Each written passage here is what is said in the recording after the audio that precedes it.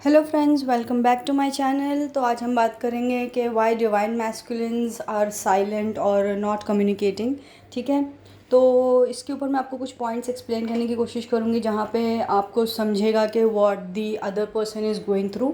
ठीक है, तो ये हम एनर्जी लेवल पे बात करेंगे, तो जेंडर वाइज बात हम नहीं करेंगे क्योंकि आपके जो भी काउंटर पार्ट होंगे और अगर वो मैस्कुलिन है, मेल जेंडर है या फिर मैस्कुलिन एनर्जी है, तो ये उनसे उन पे अप्लाई होता है। ठीक है, तो लेट्स बिगिन। तो फर्स्ट ऑफ ऑल, जैसे मैस्कुलिन एनर्जीज जो होती हैं या मैस्कुलिन्स होते हैं, they need a lot of space to process their emotions. ठीक है, तो वो बहुत ज़्यादा मतलब टाइम लेते हैं अपने आप को समझने के लिए, जो भी वो फील कर रहे हैं, और वो बहुत ज़्यादा लॉजिकल होते हैं। तो उनके लिए ना हर एक चीज़ का एक मतलब होना चाहिए, एक सेंस होना चाहिए। ठीक है, कि A is equal to B, तो इस तरीके के होते हैं कि why it is A is equal to B. इस तरीके का लॉजिकल ब्रेन होता है, बहुत ही ज़्यादा एनालिटिकल होते हैं।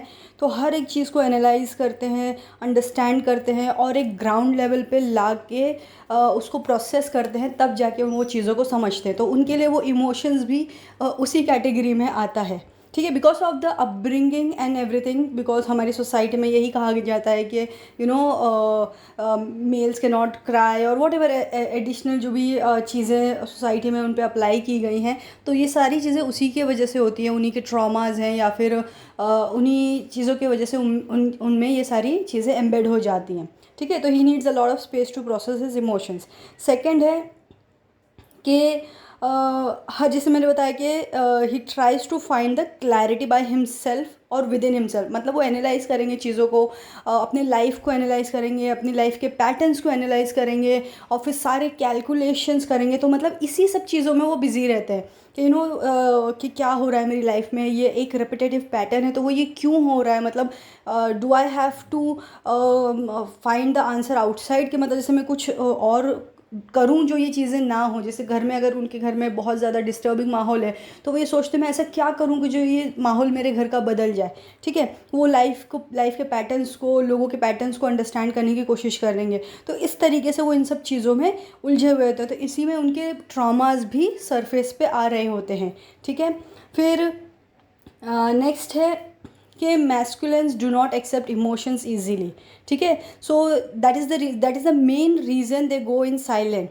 ठीक है, तो ये होता है और इसके वजह से ही वो यूनियन भी डिले करते हैं काफ़ी, क्योंकि क्या होता है, बहुत से मैस्कुलिन्स हैं ना, बहुत स्टबन बिहेवियर के होते हैं कि जैसे अपने इमोशंस जल्दी एक्सप्रेस नहीं करना, किसी को भी नहीं बताना, अपने क्लोजेस्ट फ्रेंड को भी वो अपने इमोशंस एक्सप्रेस नहीं करते। तो those kind of masculines comes under stubborn masculines category. ठीक है, तो बेसिकली अगर वो स्टबन हैं, तो वो इनसाइड ऑफ देम वो क्या कर रहे हैं एग्जैक्टली, वो क्या करते हैं कि कोई भी अगर इमोशन वो फील हो रहा है तो they keep the self in busy in creativity.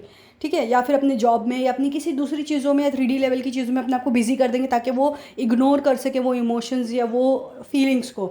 ठीक है, या फिर वो दूसरे कई एडिक्शंस में लग जाएंगे। तो एडिक्शन में लग जाने वाले मैस्कुलिन्स एनर्जीज थोड़े से इमेच्योर टाइप होते हैं, क्योंकि वो उस तरफ अपनी एनर्जी को डायरेक्ट कर लेते हैं टू अवॉइड और इग्नोर द इमोशंस जो वो फील कर रहे हैं।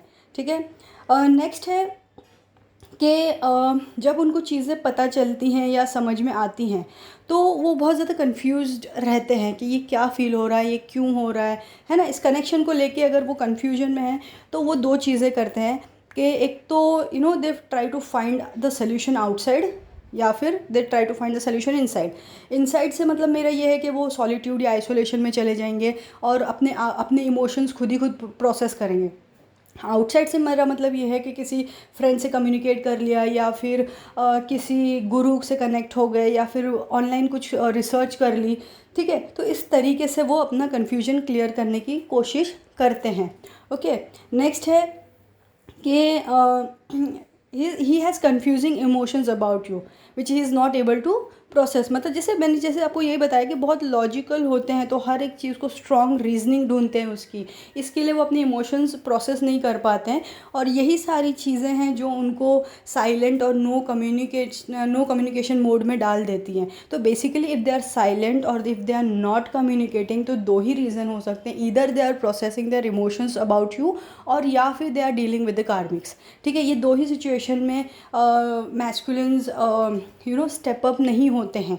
ओके, तो once they are ready, they come to you with they break the silence, और फिर दे come with a proper commitment और कम्युनिकेशन। ठीक है, जब आपको वो रिटर्न बैक होंगे विद अ प्रॉपर कम्युनिकेशन, आपको खुद ही समझ में आ जाएगा कि ये काफ़ी अवेकन हो चुके हैं।